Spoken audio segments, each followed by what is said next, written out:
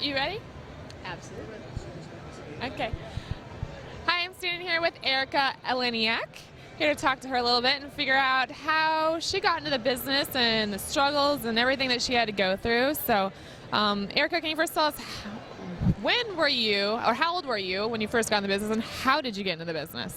I started when I was 10 years old, so it's been a long road. And, you know, at the time, my father was dating a lovely lady who's no longer with us, Mary, and she worked for a film company. And whenever they needed extras they used to do these trainee commercials, like if you were going to work at Pioneer Chicken, you need to go and watch, you know, your trainee film. And my sister and I, whenever they needed extras, my little sister Alexis and I would fill in.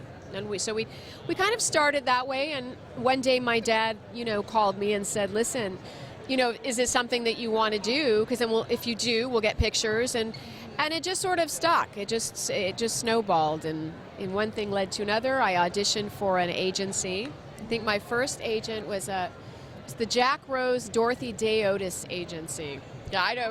I know. It sounds ancient. Sorry, but yeah, that was my first real like theatrical agent. So did you feel like your parents kind of pushed you to get into the industry, or was it something that you had a passion for? You know, it's funny. I can remember the things that I wanted to be. I wanted to be a truck driver, a parapsychologist, a lawyer, which my dad is, a mob princess, and a dancer, a singer.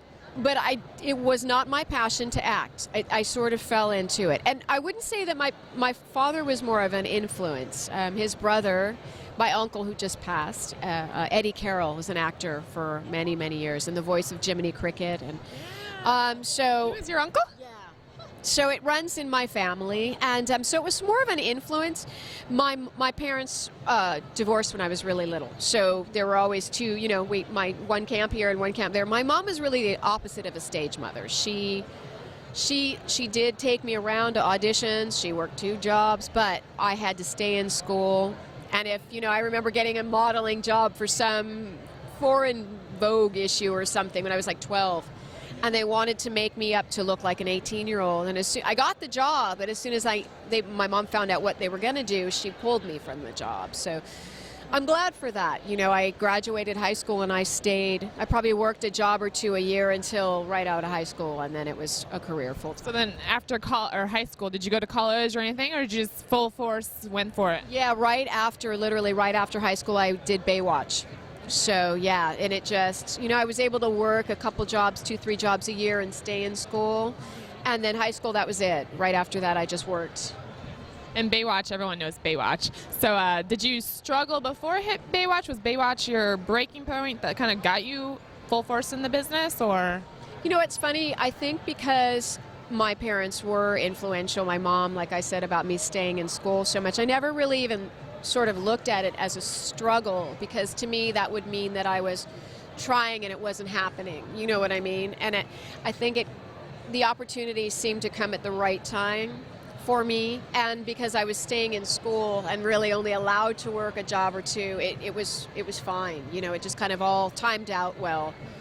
And then really after Baywatch, things started happening for me very quickly. I did Under Siege right after Baywatch. And then Beverly Hillbillies came, and then Chasers. So my career at that point really had kind of taken off. Who was the person that inspired you and motivated you to do what you did and do what you do? I think I've had many different guides, if you will, or people that sort of show up to inspire you or teach you something in